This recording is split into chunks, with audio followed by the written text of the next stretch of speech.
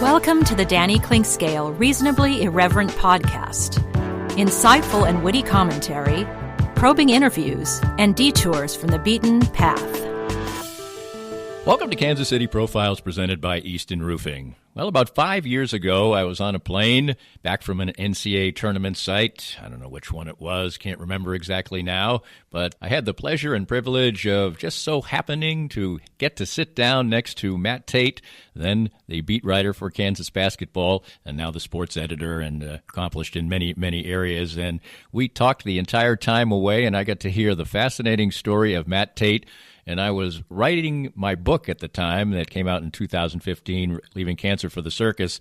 And after speaking with him, and I think I said it at the time, I said, you are the one who should be writing a book with your fascinating story of a childhood spent divided between Colorado and Lawrence, Kansas, as he spent the summers with his dad and the rest of the year with his mom. And his dad was in a band, and I heard multitude of stories about that. We'll get into a couple of those, but he's going to have to write his book before you get to hear all of them. But he was always somebody who was passionate about writing. Wrote first for the University Daily Kansan and then on for the Lawrence Journal World Company in a variety of roles. But all along the way, one step at a time, he kept moving on up and bringing his passion and his literate approach to things and his dedication to the newspaper profession all along the way. It's such a fascinating story of an upbringing that's pretty darn unique and a career that's been, well, pretty darn impressive as well. Tait, a great storyteller with a great story to tell, coming up next on Kansas City Profiles, presented by Easton Roofing. I'm here with Joe Spiker, owner of Easton Roofing, and boy, we had to negotiate a million things in 2020, but Easton Roofing navigated them all. As 2021 rolls out, what should we expect this coming storm season? Well, Danny, it'll be the same thing as it is every year. The storms come, and you've got the guys out knocking on doors offering quote-unquote free inspections. Be wary as a homeowner. If somebody's knocking on your door, they probably need the work, and if they need the work that bad, they may be willing to do something untoward to get it. So if somebody knocks on your door, says they want to give you a free inspection, just tell them have a great day and give us a call. We'll come out for free and give you a good, honest opinion as to whether or not you need to do anything at all with your roof. And what's the best way to get in touch with Easton Roofing? You can always find us online at eastonroofing.com or give us a call at 913-257-5426. Easton Roofing. Integrity matters.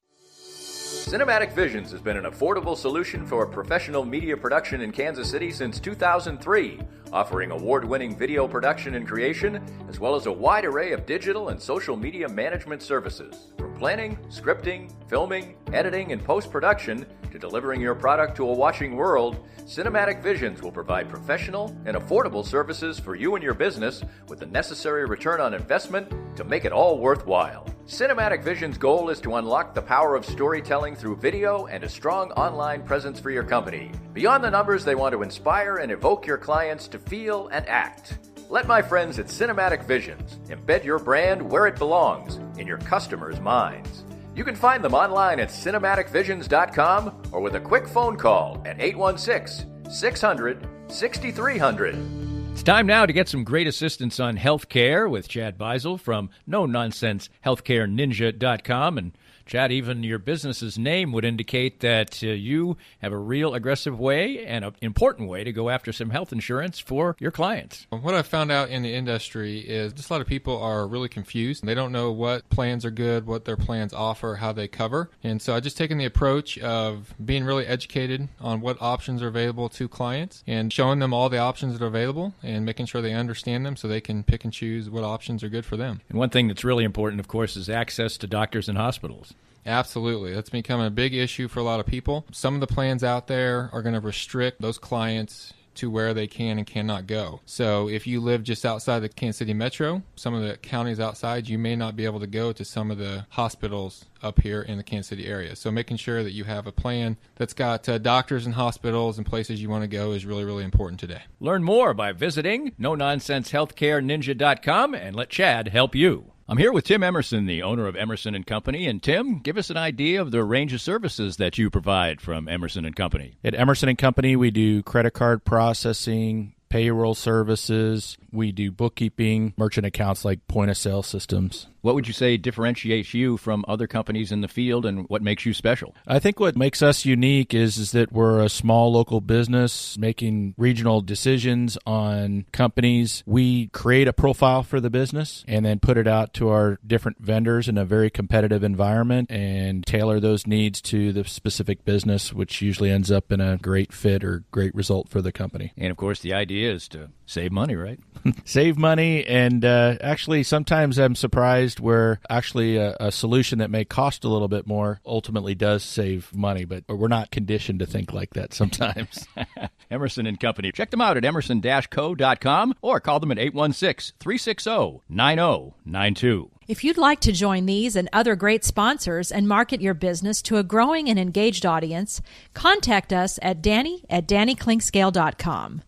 Look forward to hearing from you. Matt, you were born in Boulder, Colorado, but it wasn't exactly going to end up being home. And I love your bio for the Journal World, where you talk at length about how you consider yourself, hey, I'm from Colorado, I'm going to be from Colorado. And then you pretty much never lived in Colorado.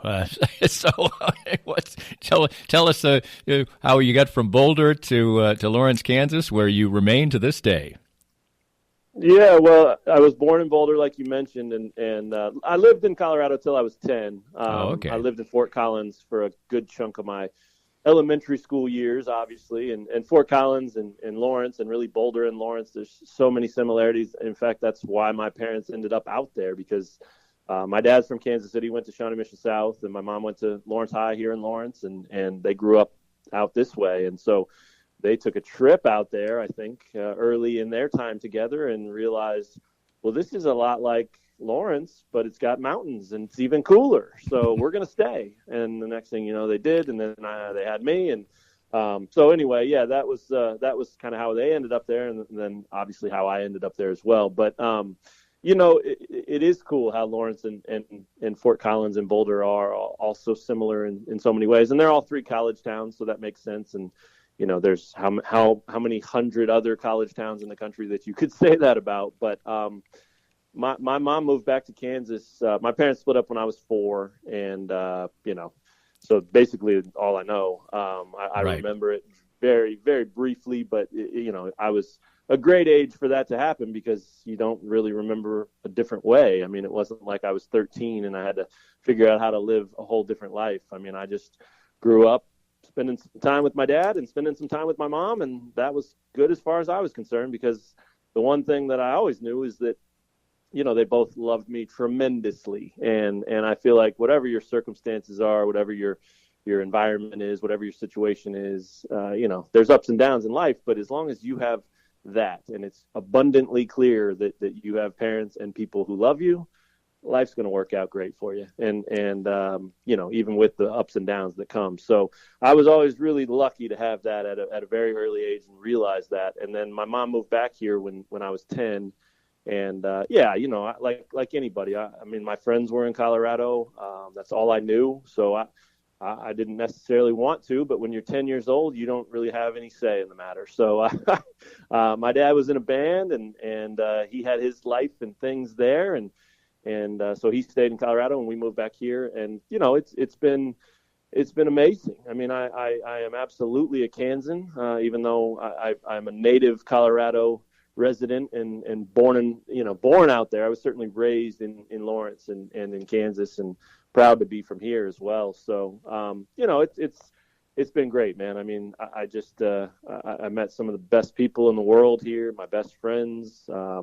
Obviously, my life's worked out really well career-wise. I was able to go to KU for journalism and get on this path to the job I have now, and met my wife here and the whole bit. So it's I tried to go back a few different times, but I never left. And I always tell people, Lawrence is a pretty great place. And that's probably, I moved here in 1988. And so we're talking a bunch of years later, a bunch of decades later now, I'm still here. And I always think that it's either because Lawrence is great or I'm an idiot. And I try to lean toward the former there, because I think Lawrence is a great place. It's a great place to grow up. It's a great place to raise a family. It's just a really great place to be during a pandemic. So didn't know that one until this year, but boy, it's been it's been very cool to watch people handle this whole thing, and yeah, it's home. So that's how I got here. That's why I'm still here, and I'm very happy to be here. How long would you say it took you? You know, you mentioned that you're 10. It's not like you moved when you were 4. You had a life in Colorado. How tough was the adjustment at age 10, and how long do you think it took you to sort of have your feet on the ground? Yeah, it was tricky because I just didn't know anybody. I tell you what, I went to Pinckney Elementary School for 5th and 6th grade, and I had a choice where our house was between, kind of the midpoint between 2 elementary schools. And so my mom asked me if I wanted to go to Pinckney or Deerfield, which was kind of the other direction. And I had a cousin who went to Pinckney and was a grade younger than me. And so I picked Pinckney because at least I knew someone, I could go out at recess and play tetherball together or whatever we did. And day one of school, we used to have to line up out front of the building before you went in. I don't know if they still do that now, but a lot of people have probably experienced something similar. I did, yes. So I got dropped off for day one, and I knew my cousin was going to be there, but he was in a different grade. So it wasn't like, we were going to spend time in class together or hang out all day. It was basically just hopefully catch up at recess and not have to be the guy sitting in the corner crying, by myself. So, I'll never forget this, and there are people who won't let me forget this, but I walked up day one, and people were lined up, and obviously some of the kids knew each other and that kind of thing, and there's another kid standing there by himself, and so I just walked up to him. His name was Taiwan Aldridge, and I stuck my hand out, 5th grade, and I said, "Hey, my name's Matt. You want to be friends?" And we became friends, and that. I haven't seen him in a number of years, but every once in a while he'll shoot me a message on Facebook or something, and he never will let me live that down. And it's funny looking back at it because there's never been a hand that I won't shake. There's never been a person that I won't say hello or goodbye to. When we leave a party or a restaurant or a room, I always have to make the rounds and say goodbye to everybody. I can't just wave and dip out the door. Everybody always says it looks like I'm running for political office because I'm just shaking hands everywhere. But that one handshake is one that I'll never live down because he likes to give me trouble about it. But it's who I am. It's fun looking back all these years later. 32 years later.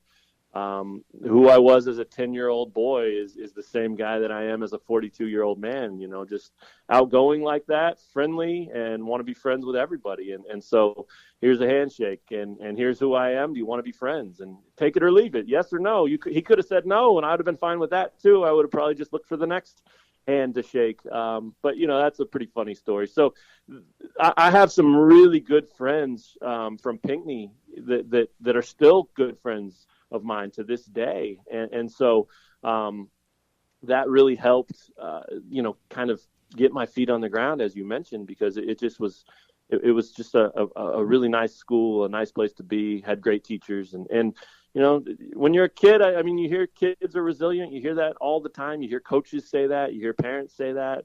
You hear doctors say that. I mean, all these things. And I think that was a big part of it for me. It was just like, I wasn't trying to run a business. I was just trying to be a kid, and there were a bunch of other people at that school trying to be kids too. So we got on pretty well, and then I went to West Junior High and met some other really good friends that again I'm still in touch with, and to this day my core group of friends is still the guys I hung out with in high school, and 6, 7, 8 of us that are just as thick as thieves and the best of friends all these years later still. And we always talk about how lucky we are and how fortunate we are for that to have happened. In fact, one of the earliest friends I made in Lawrence, Kansas, and it might have been that same year. It might have been, I don't know when it was exactly, but it was not long after I got here. My aunt had given me a spot at Danny Manning basketball camp for one of my birthdays. And so,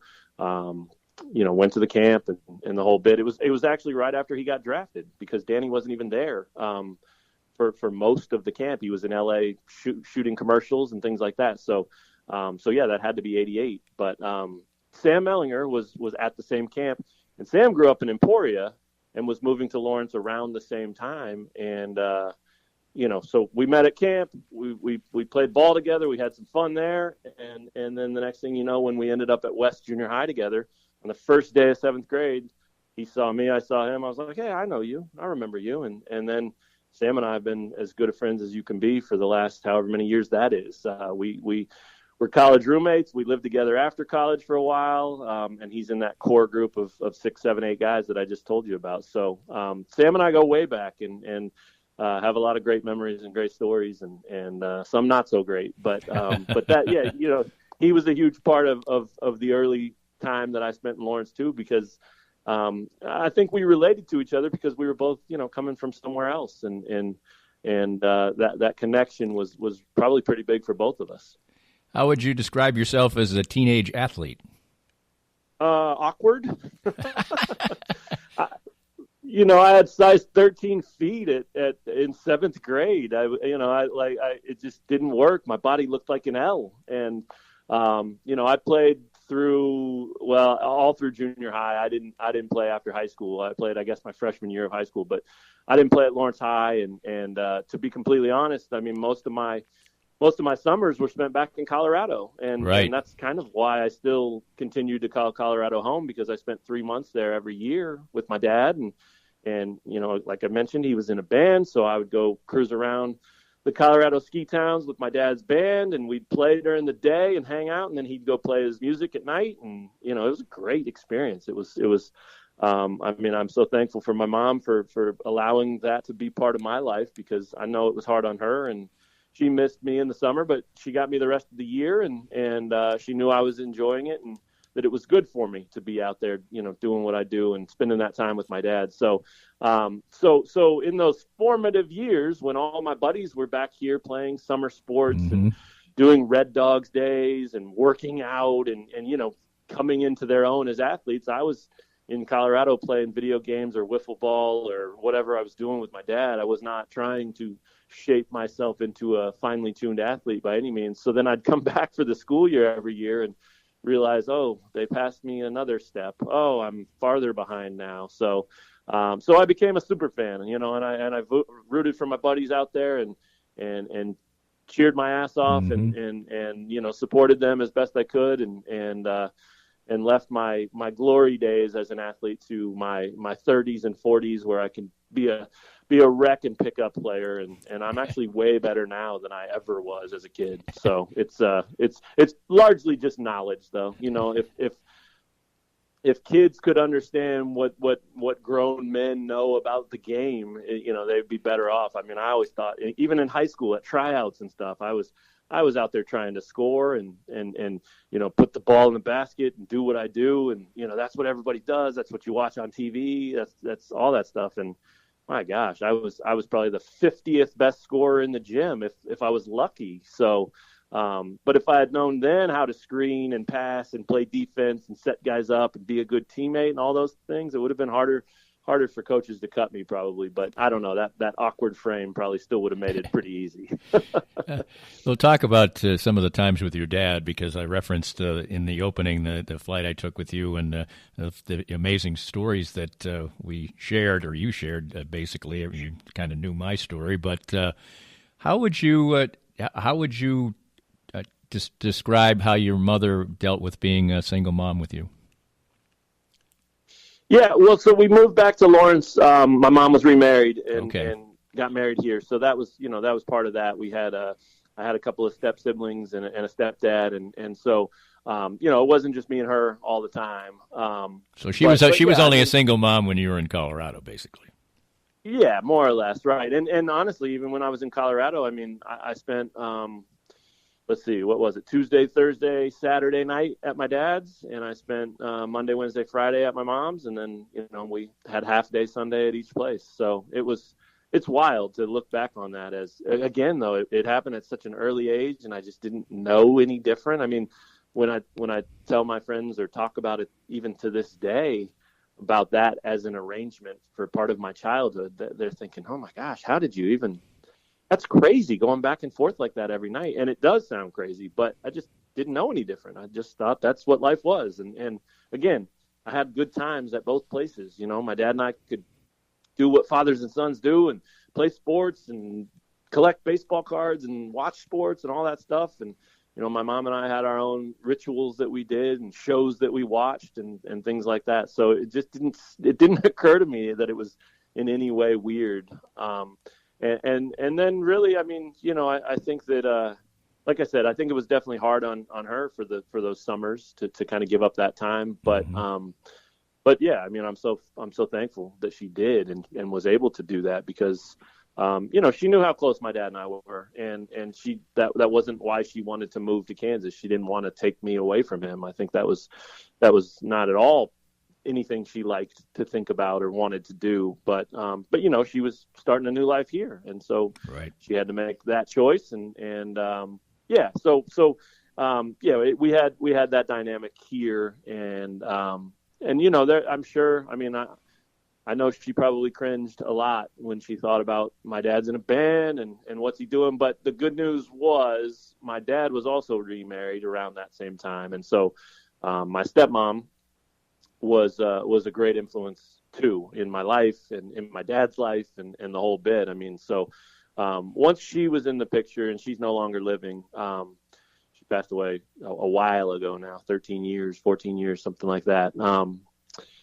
But once she was in the picture, I think that put my mom at ease, knowing that, okay, there's someone else there, another mother there who's keeping an eye on my kid, and I think that helped because my summers were fun. I mean, nothing crazy for me, but crazy by the standard of most, early teenage children. I mean, like I said, my dad he played every week. That was how he made his living, and he would play in Breckenridge, Keystone, Steamboat, all over the Colorado world. Fort Collins a lot, Boulder some. That was how he made his living. So that was why I was there, was to hang out with him. So I became a very good roadie. I carried the heaviest stuff that I could carry, and they were always him and his bandmates were always willing to to push me to try to carry heavier. They were like, "You can do it, and so I became very good at that and packing up the van. And my dad was my best friend, and I admired his passion for what he did. I mean, that's a big part of the reason I'm a sports writer and always wanted to be, was because he showed me at a very early age that one of the most important things you can do in your life is find a career that is you doing something you love to do. And this is something that I love to do, and I always have. And so even though it's two completely different fields and realms and all that, I saw that loud and clear from my father. And so, it was fun to get that front row seat to a lot of his gigs and a lot of the club owners. I mean, this is the 90s, late 80s, early 90s. I mean, this is never would fly today, but a lot of the club owners were great. I mean, they understood the situation. They knew me because my dad played at these same places a lot, and so they'd set me up, up by the stage, kind of out of the way so that there was no trouble. But, it wasn't like I was in there trying to get a drink. I was drinking as many Coca-Colas as they'd keep giving me and watching my dad play music and also getting a very good music education, because I learned about some of the greatest bands in the history of the world through the music my dad played. And then he, wrote his own songs too, and they played some of their own original stuff. And so, music's in my soul and a part of me, and every bit as much a part of me as sports, which always catches people off guard. I think, I think a lot of people just think that, hey, this is just the jock guy. He's the sports writer. He's the sports editor. That's what he is. And I don't mind that. That's a huge part of my identity and who I am. But I was an art history minor in college, and I love music, and I play music, and, all these stories that you're talking about, and all these incredible memories of going to my dad's gigs and watching him play and watching a bunch of people behave how I didn't think I ever wanted to behave. I mean, that was another part of the education I got by going to see my dad play. There were people that would be embarrassingly drunk, in the bar out having a good time. And I remember as a kid thinking, good Lord, that's pathetic. I don't ever want to be like that. So, and I almost made it all the way. I don't think I really drank until I was 21 years old, which is pretty rare these days. So, lessons learned along the way, for sure. That's pretty amazing in those circumstances, to say the least. And one Right? little bit more about the. I mean, this was a successful band. I mean, it was a cover band generally, but played some of their own stuff. But this was his living, a full-time musician, and he's playing relatively big venues and big clubs in relatively big towns, right? Yeah, they were. You're absolutely right. And really, I mean, they were probably. Regionally famous, I would say. I mean, the Rocky Mountain region. I mean, they played a lot in Wyoming. They played some in Idaho. They played some in Montana. They played some in Utah. So, they were certainly most known in Colorado and throughout Colorado. But I mean, they did very well for themselves.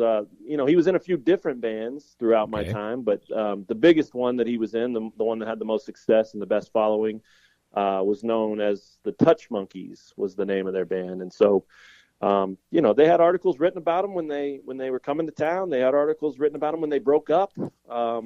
They had articles written about them when they reformed with a new lineup. I mean, they had articles written about them when the cops showed up and broke up parties that they played at.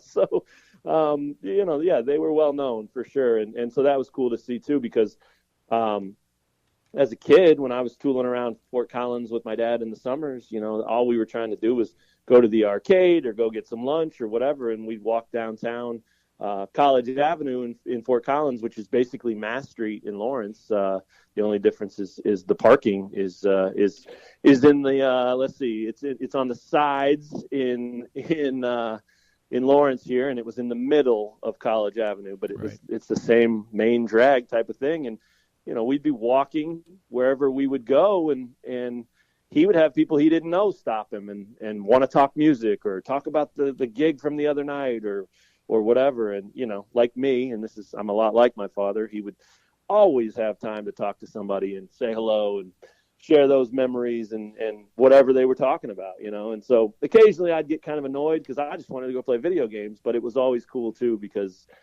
these were people who felt the way I did. They loved my dad. They thought he was cool, and so did I.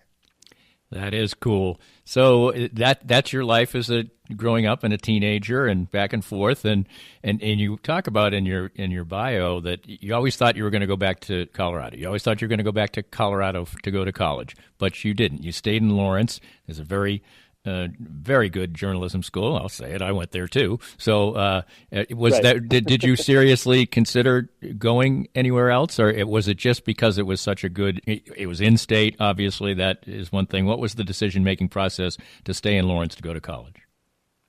Yeah, it was a huge part of it, the in-state thing. But I'll be honest with you. I mean, I'm as lucky as anybody's ever been, because late in my high school years, my grandparents at a family reunion took me for a walk and told me that they were going and willing to pay for school wherever I wanted to go. Wow. And my grandpa was incredibly successful in business. He was ended up being retiring as the vice president of Herff Jones, which was a yearbook company, and class rings and printing and things like that.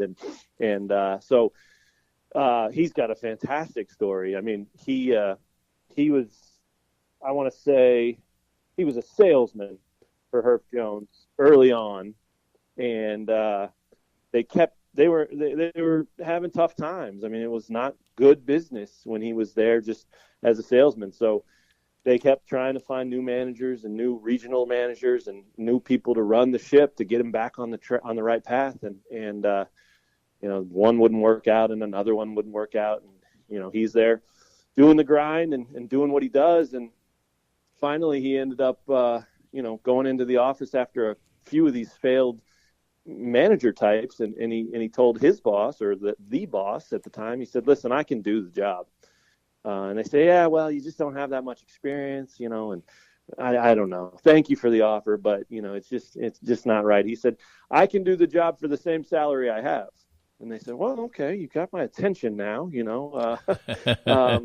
So that piqued their interest, and then they got to talk a little bit more about it. And the only ask that he gave was, all I ask, I'll do it. I'll show you I can do it for the same salary I'm making now, but in order to compensate me, give me some stock in the company. And that will inspire me even more to turn this thing into a successful business, because it'll pay off for me down the road. And he did, and it did, and that's how he made his money. Wow. And I'm sure he got lots and lots of raises along the way, and then he was smart in the stock market and things like that. But anyway, it's always, that's one of those success stories that's a part of who I am as well. I mean, I love that story. That's such a cool thing to hear, that your grandfather did something like that and it paid off. So anyway, they told me, hey, we'll pay for you to go wherever you want to go to school. And as a kid, that's now I look back, and I knew then how lucky I was, but gosh, you still can't fully comprehend it at that age. Now I look at it and it's just amazing. And so really, I applied to Colorado State and got accepted there. I applied to KU and got accepted here, which at the time, I think any in-state kids they had to accept. So I wasn't really celebrating, but I got good grades, so it wasn't a shock. And the only other school I even considered was Columbia University in New York City. Wow. Largely because I love New York, and largely because they had a great journalism school as well. And it wasn't the time for me to be in New York City. I would have been, I would have been way too sheltered to survive out there at that time. I mean, school wise, I'm sure I would have done fine, but yeah, it was not there. So, I broke the news to my grandparents that I was sticking around and going to KU, and they were very happy about that, because it made it, I think 4 years at KU was cheaper than 1 year at Columbia.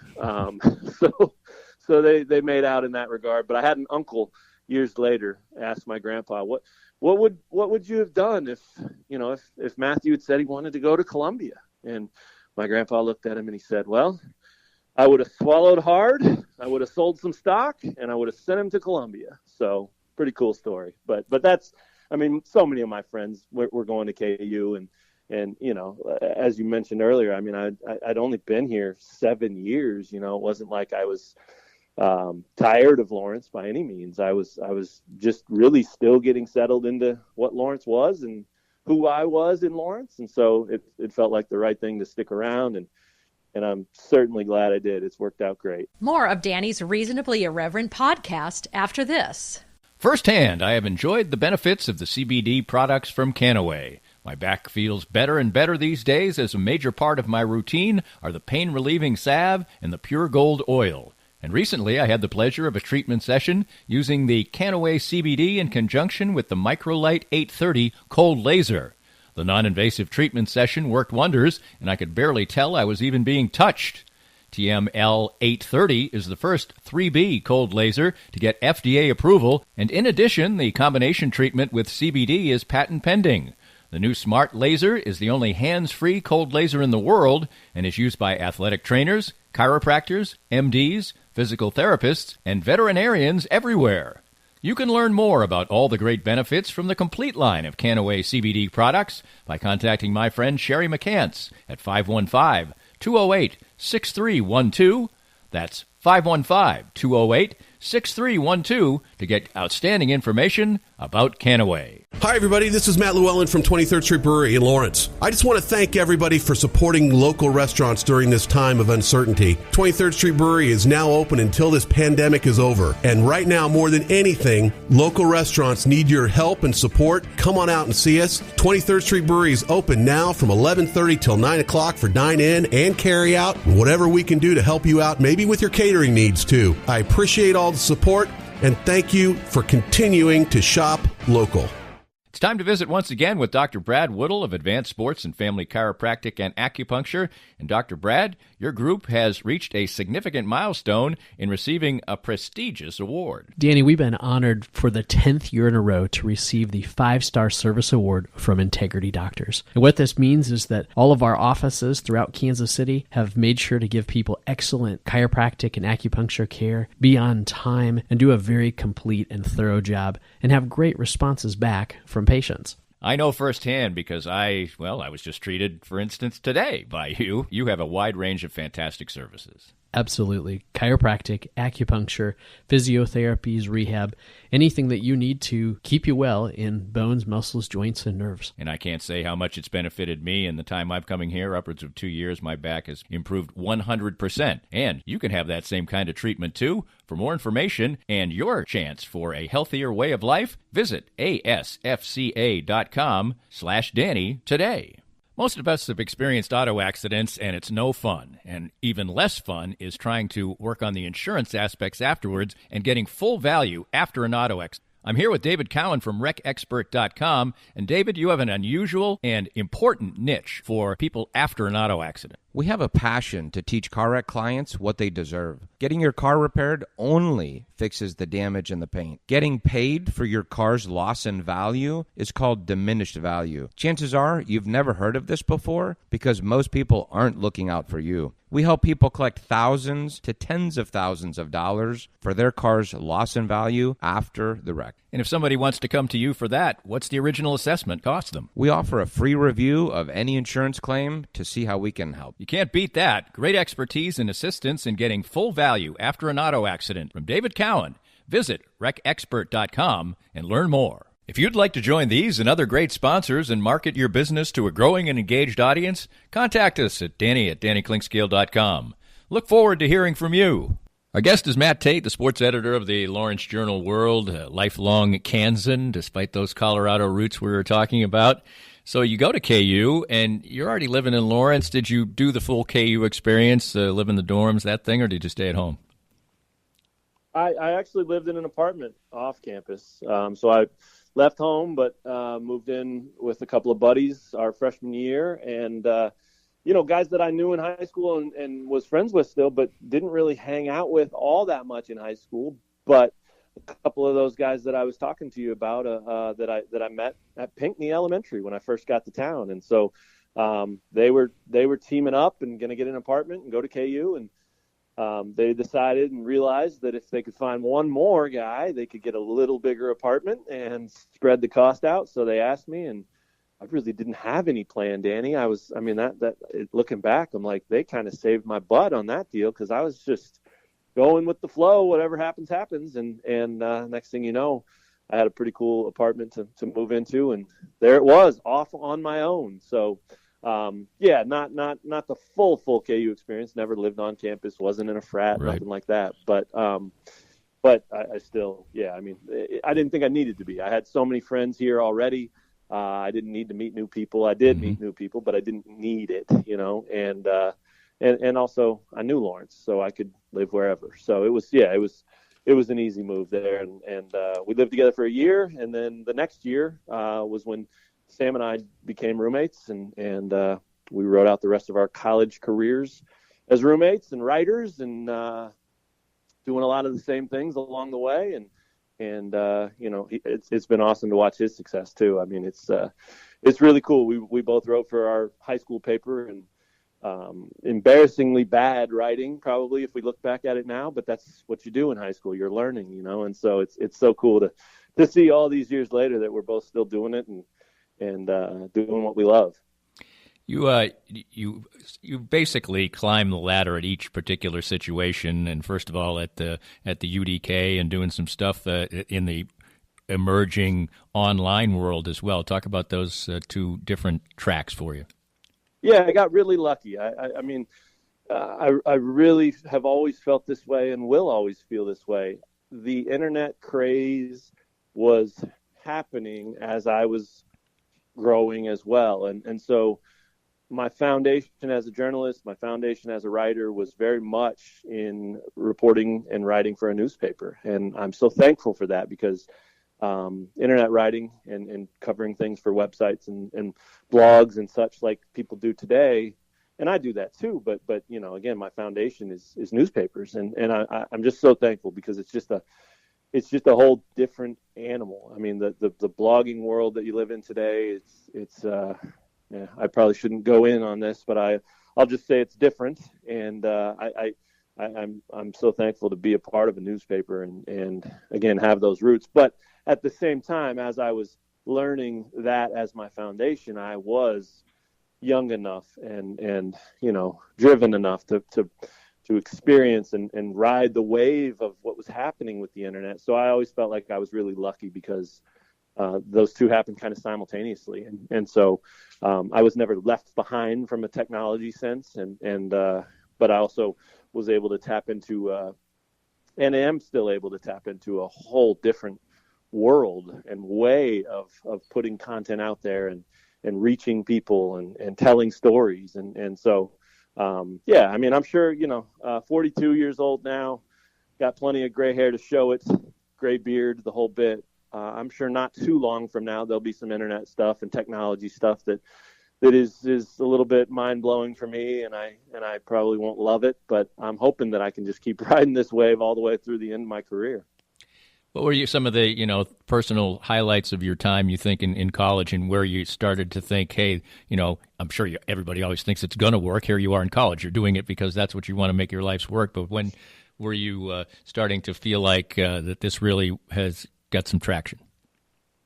Yeah, I got into this business because I wanted to tell stories. I wanted to build relationships and tell stories and have people tell me their stories and then convey that to whatever readership that I was lucky enough to have. And I still am very much driven by that thing. I mean, there's so many different types of journalists, and in today's world, especially as newspapers continue to get smaller and people end up doing 2-3 different jobs, all in one, you have to be able to do all of it. You have to have a little bit of that watchdog journalism in you. You have to have a little bit of that long form feature writer. You have to be a beat writer. You have to be a breaking news writer. You have to do all that. And I am very thankful and feel fortunate that I learned all of those things. But the very foundation was always just relationships and telling people stories. I always thought, and I still think that you could go down the street anywhere, any city in America, any city in the world, provided you can speak the language, and you could walk up to a random person and you can write a story about them. They may not be interesting. They may not be known. They may not even want the story written about them. But if you have skills as a reporter and you have the ability to develop those relationships, you can pull that out of them. Everybody has an interesting story. Everybody's got a story to tell. And I've always kind of believed in that as the principle for what I do. And so that's one of the things that I, kind of had inherently. It was part of me. It was who I am, but I also was able to fine tune that throughout college. And writing for the UDK was fun. I covered baseball for a semester and then covered KU basketball for, I think, 2 semesters at that point. And I covered 2 of the worst KU teams, 98, 99, and 99, 2000. They were an 8 seed one year, which is just like, by today's standards, unheard of. But didn't matter. Like it was still, the experience was great.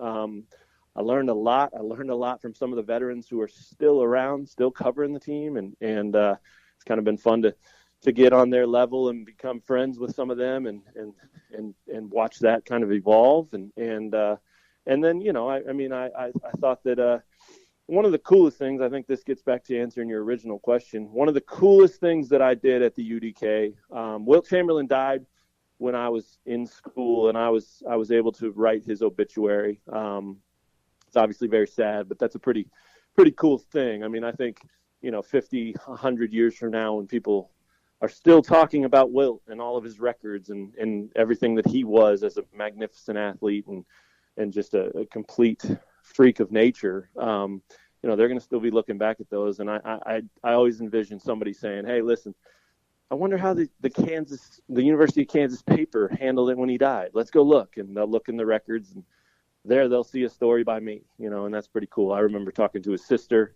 at the time for that story. And so that was really cool.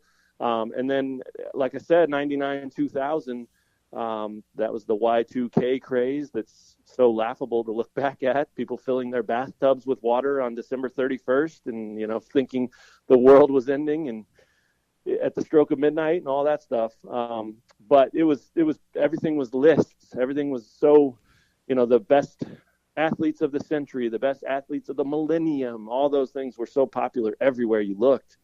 And so the Kansas Athletic Department did that.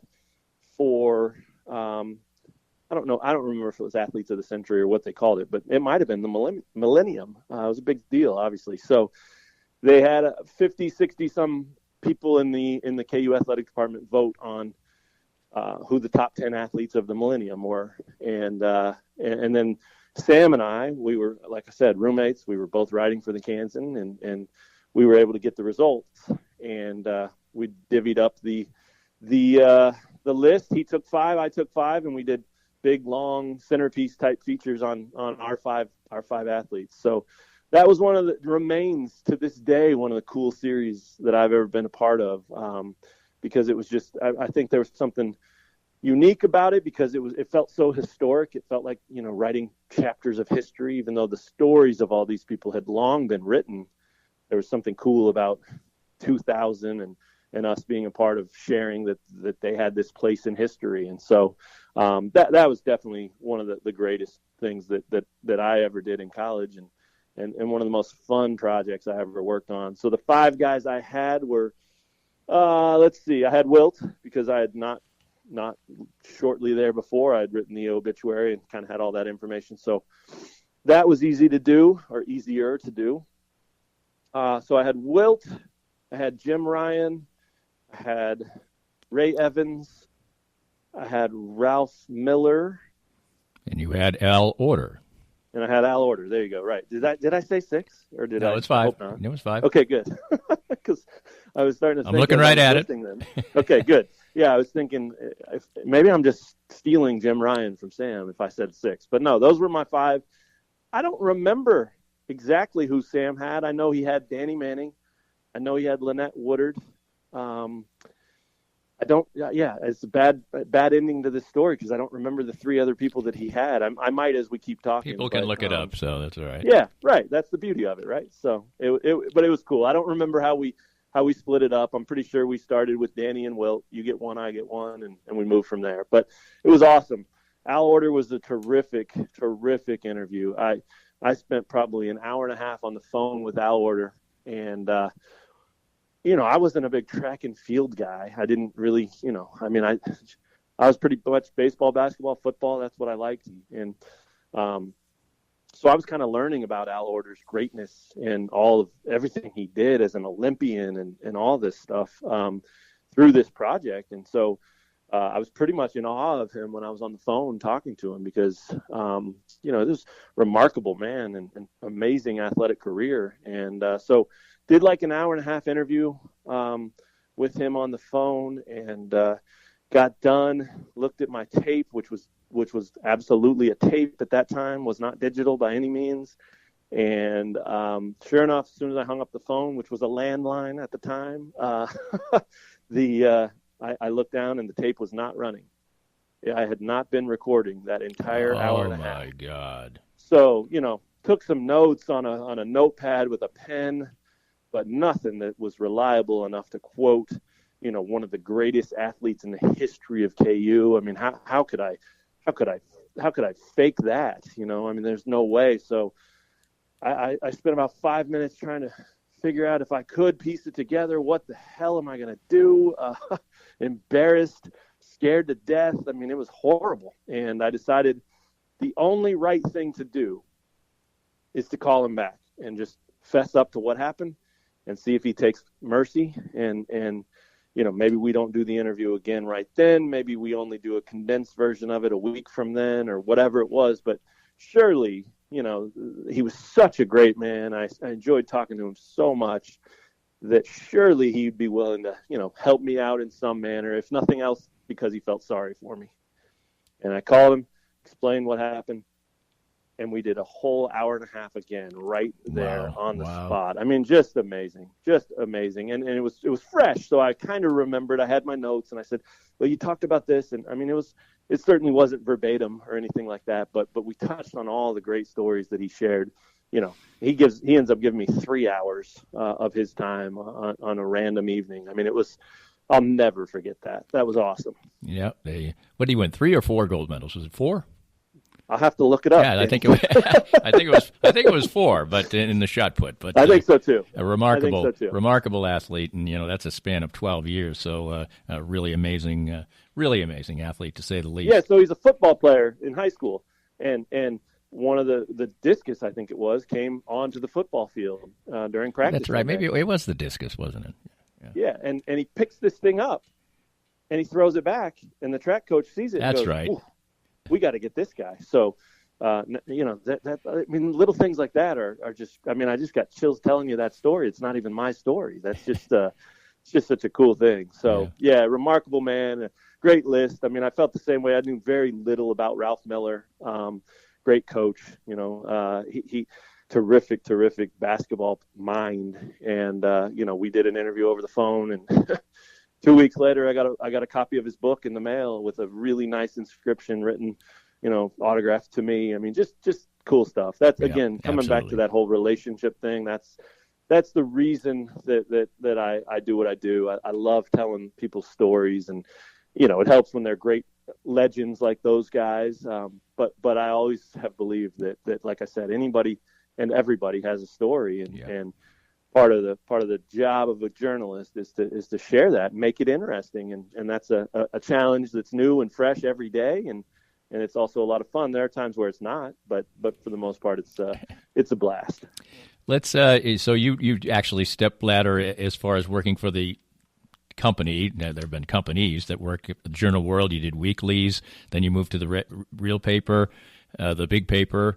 You do high school sports, which some people think of as maybe, not that much fun, but you love that part too. But you pretty quickly were covering KU and got into the beat writing of the football. But you're getting started on the beat with football basically coincided when Kansas started to be bad again. And there's no basically about it. Yes, it was exactly then. The first coach that I covered as the beat writer was Turner Gill. I was around for the end of the Mangino era, and I was here with the paper in 07, 08, as the high school writer, and so I would go to the football press conferences and do my part. Pick one of the bit players on the team and do a little feature on him, because obviously Tom Keegan and our beat writer at the time, they were going to cover all the Todd Reesing, Kerry Meyer, right. Joe Mortensen angles that were there. But, I was the guy that could, play the utility spots and go find an interesting. I'll never forget. I did a story one year about what everybody was going to be for Halloween. It was like their game was on Halloween. So what are you going to be for? Just an awful story. But everybody in the room was pretty cool and willing to talk to me about it. And, I put together something that was timely enough for the holiday, So Ryan Cantrell was an offensive lineman for KU at that time. And he looked me dead in the eye when I asked him, and he said, "A dead biker." And I was like, okay, that fits an offensive lineman's personality. I love it. Nice costume. So, yeah. So, I was around, but I think my efforts there, Chris Harris was one of the first interviews I did for KU football when he was a freshman. And I remember Keegan had asked me to do a story on him because he was going to be at the next day's press conference. And again, they had their hands full with Brandon McAnderson and Todd Reesing and all those guys. But Chris Harris is an interesting story, and, freshman playing pretty well, all that. So I spent probably 2 hours the night before just scouring the internet for information about Chris Harris, learning what I could about his high school career, what brought him to Kansas, his family connections, all this stuff. He's from Bixby, Oklahoma. So found out that night that his uncle was in the Bixby Hall of Fame, things like this. And so I'm there, and he's young too, and he's trying to just get through this interview. And I keep just peppering him with these factoids about him. I know your uncle was in the Hall of Fame. And he says, yeah, well, and then I'll say, he'll say something about another family member, and I'll say, "Oh, was that your cousin?" And he'll go. At one point, after about 6 or 7 of those in a row, I said something like that where it showed very clearly that I knew about him. And he looks up from his seat and he looks at me. He goes, "Damn!" Couldn't believe that I knew all this stuff about him. And I haven't looked at that story that I wrote in a long time. I'd have to look back because I'm sure it was, average at best. But the preparation was there, obviously. And then, went on to cover Chris throughout the rest of his career. And, Then he goes to my beloved Broncos and wins the Super Bowl, and we kept in touch and remained friends. And I mean, that's been one of the most fun relationship type stories that I've ever had. I mean, that guy was awesome throughout his KU career, throughout his professional career. But another one of those guys, that was a classic Mangino player, a guy that nobody wanted, didn't even get drafted, and goes on and becomes a Pro Bowler and team of the decade, that kind of thing. So yeah, that's when I jumped into the KU beat, was right there, because Chris played his last couple of years for Turner Gill, right. and people easily forget that. But yeah, so it did. I've been told more than once that this whole thing is my fault, because when I was covering high schools, Lawrence High football, which was dominant throughout the 80s and 90s. Lawrence High football had two of its worst years they've ever had when I was covering high schools for the Journal World, and including a 1-win season where they had to win in overtime on the last game of the year against Leavenworth just to get that one win. So that was kind of scary, and I was thinking, well, maybe there's something to that. They sucked for 2 years at Lawrence High when I'm covering that team, and then I get to KU, and they're coming off the Todd Reesing greatness and the Mark Mangino time and all that stuff, and then they just fall in the tank, and that's when I'm covering them. And so it's starting to get kind of problematic. I'm starting to get worried about this thing. And then a few years after that, when I was promoted to the KU basketball beat, when Gary Bedore left our paper, I'm thinking, okay, well, this should end that, right? No big deal. I don't think that'll follow me around anymore. And then the first game that KU covered, or that I covered as the KU basketball beat writer, if I'm not mistaken, was their loss to Indiana in Honolulu to open that season, this maybe 16-17 season.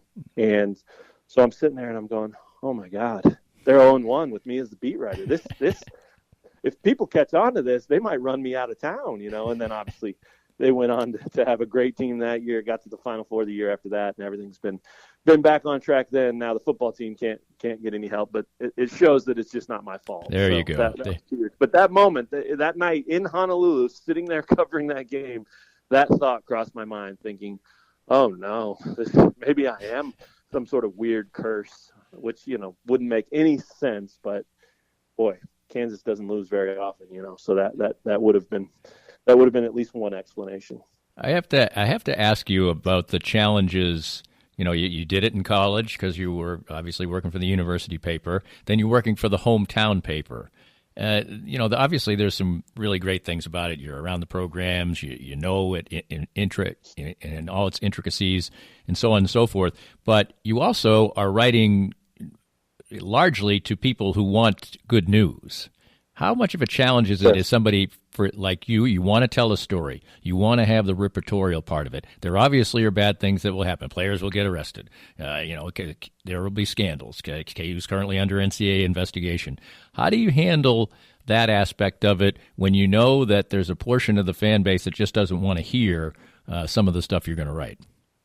Yeah, that's such an awesome question. I'm glad you asked it too, because it's important. I mean, it's one of those things that goes back to the foundation that I got as a reporter, which was newspapers and trained and brought up that way. I mean, there is you are absolutely unbiased as a reporter, and you learn that as a newspaper man. The blogs and these team blogs and things like that, the line becomes a little more blurred, and has over the years, and certainly is today. And so that comes back to that foundation where I just was taught the right way. I learned how to do it.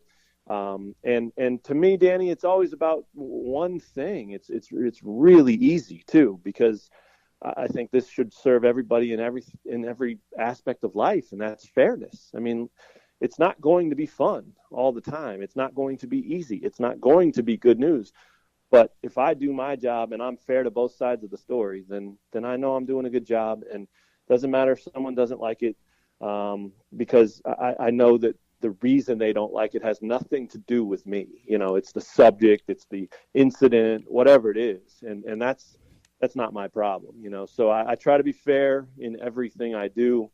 If we've got news that's not going to be well liked, always go to the side that isn't going to like it and say, do you want to comment? And you don't have to, but I'm giving you this opportunity. Take it, leave it, whatever you want. But I'm always going to know that I did that. So that's a big part of it from that side of it. And I don't think the fans necessarily really care about that much. I think, like you said, they just want to read good news about their team.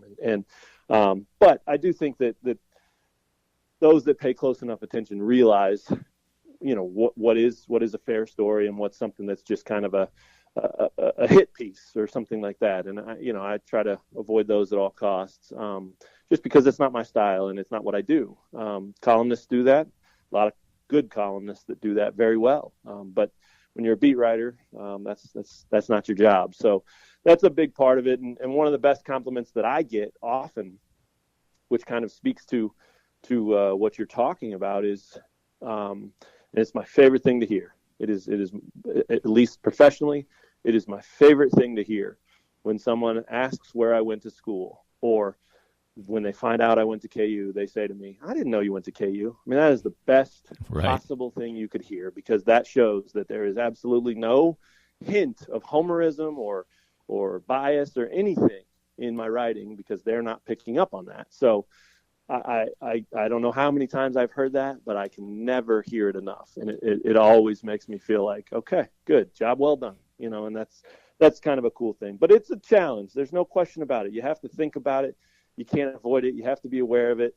And I think if you just try to hide from it, I think you probably run the risk of maybe finding yourself in trouble a little bit more. You just confront it.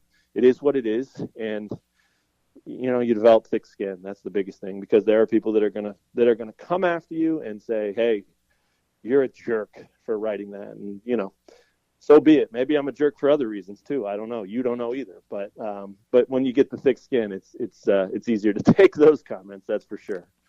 You spent a lot of your life as a writer and rising the ladder as a single person.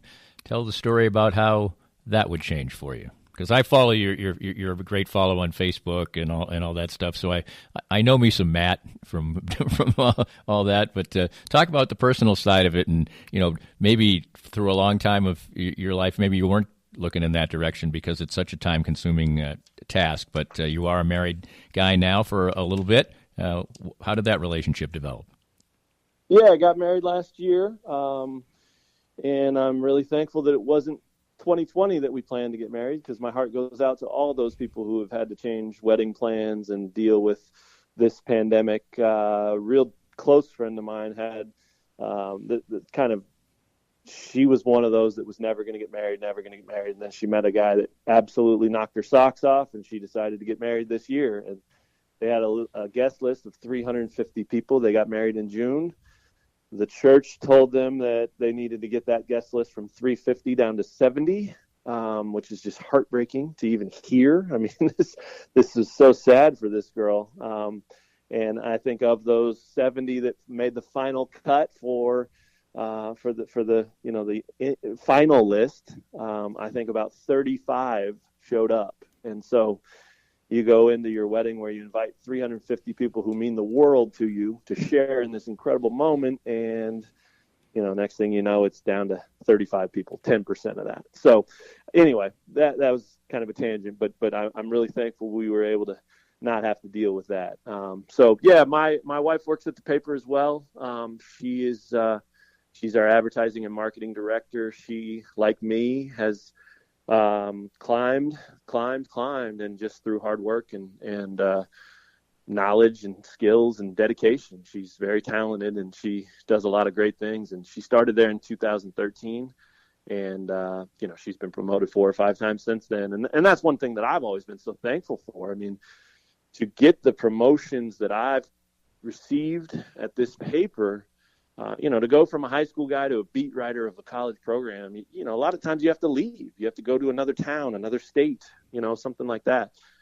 I've been able to be promoted from the weeklies to the high school gig to KU football to KU basketball and now to the sports editor, all in the same paper, all in the same town. And I just can't say how thankful I am for that. I mean, that's just a remarkable run, and I'm so fortunate. So I will never take any of that for granted. But yeah, anyway, my my wife works there, and that was a big part of what brought us together. She has a great deal of passion for the newspaper industry as well. She's not on the editorial side. She's not a writer, but she believes in local news and believes in what we do. And, she always thought that I was pretty cool because I cared so much about it. And I thought she was pretty cool because she cared so much about it. And so next thing you know, we hit it off. And yeah, we've been together about 5 years now. But yeah, just married last year, and she has a daughter from a previous marriage. And so she is, she'll be 6 this year, and actually end of this month. So I have a stepdaughter and a wife who I adore more than anything on the planet. And, they've certainly supported me but also provided a different sense. I mean, so much of what I've done my whole life is be a sports writer. And, I spend so much time, as you mentioned, spending nights and weekends and all hours of the day and traveling and things like that. And while I still continue to do that and absolutely love it, it's been really cool to have this side of the world kind of soften me a little bit too. I have a whole different purpose when it comes to my wife and stepdaughter, and that's now a part of every day too. I used to wake up every day and go, what am I going to write today? And now I wake up every day and I go, are my wife and daughter happy? Are they healthy? Are they good? What can I do to make their lives better? And then, oh yeah, what am I going to write today? And so it just changed the outlook for sure. And their support's been everything to me. It's been a very, very, very good 5 years for me and for our family. And I obviously hope it keeps going like that. What do you think the future holds? I know that you love to do things like travel, and of course that this year that's been all screwed up. But I get to, people who follow you get to live vicariously, and you heading to Broadway, and we share some certain interests in things like that. From Sure. a professional and personal standpoint, what do you feel like maybe the next decade holds for you? You're still a young man at 42. Yeah, I mean, I want to do this for a long time. I'd love to do this until I retire. I mean, which is, that's always been the goal. And here all of a sudden, retirement age, 65, 62, 67, 77, whatever it is getting closer than it's ever been, obviously. So it sort of seems realistic. It's no secret that the newspaper industry's had a rough decade and continues to face all kinds of challenges, but we're also, continuing to find ways to solve problems and to, I guess, work through those challenges. I mean, the deal is there's always the news always needs to be covered. That's always going to be important. And I know papers are closing left and right and shutting up shop and also, cutting staff and things like that. But I hope, I hope we can dig in like we have over the past few years when we were sold by the World Company and the Simons family. Things have gone well since we were sold. Initially, it was a little rocky road, but we found our footing, and we were actually on pace to really have our best year ever before this pandemic hit. So we certainly didn't need that, but nobody did. And it's just kind of been one day at a time after that, trying to work through it like everybody else. But I certainly hope that, the footing that we found in the last few years is solid and something that we're able to really stand on and build on and be able to continue to provide what we provide for the city and the community. And that goes so far beyond just covering KU basketball. This is important, very important stuff that happens in our community from a news standpoint that's only able to be told if we have our paper, doing what it does and vibrant and flourishing. And so I believe that. I'm a positive glass half full guy. And I believe that about a lot of things. But I do believe we have a great staff in place. And I think that, there's a really good chance that we'll be able to continue on doing what we do. And it may look different 10 years from now than it does. It almost certainly will, one way or the other. But my hope is that I'm still a big part of it and at the heart of it. And I'm able to, chalk up another decade of doing what I do and doing what I love. But yeah, like you said, personally, travel. Let's let's see the world. I've been very fortunate to do that. And honestly, my job has allowed me to do quite a bit of that. I mean, I've covered KU basketball in some pretty amazing places, including Italy, including Hawaii a couple of times, Vegas, New York. I mean, that's just to name a few. So I feel very lucky to get those experiences and have that part of my passion for seeing the world and experiencing new cultures and things like that. To have that mesh with what I do professionally is just, it doesn't get any better than that. I mean, you want to talk about one lucky guy. That's me, hand held high. That's absolutely right. So to be able to do those two things at the same time and to, get that out of it, but also to give to people. I mean, I love hearing from people. I love hearing people tell me that they love what I do and that they follow me and things like that. That to me, it's not an ego thing. It's not like, yeah, thanks. Awesome. Yeah. It's always, anytime I hear somebody, and I meet people on the road all the time that read our site and read our paper and follow along with what we do. And they'll always say, hey, really love what you do. Every time I hear that, to me, that's just validation of a job well done. It doesn't have anything to do with feeding my ego. It's just proof positive that the work I'm doing matters and is providing something to people. So it's a cool thing to hear. And the thing I hate the most is when I'll be at a game or I'll be out eating dinner or something, and then I'll get back and somebody will hit me on Twitter and say, I saw you there. I was going to come say hi, but I didn't, and I say, every time I read that, I say, you should have come say hello anytime. I mean, that's me. I'll talk to you way longer than you probably could ever want me to talk to you. But that comes back to the whole relationship thing. So, I hope that's a big part of the next decade, and very proud of what we do and how we do it.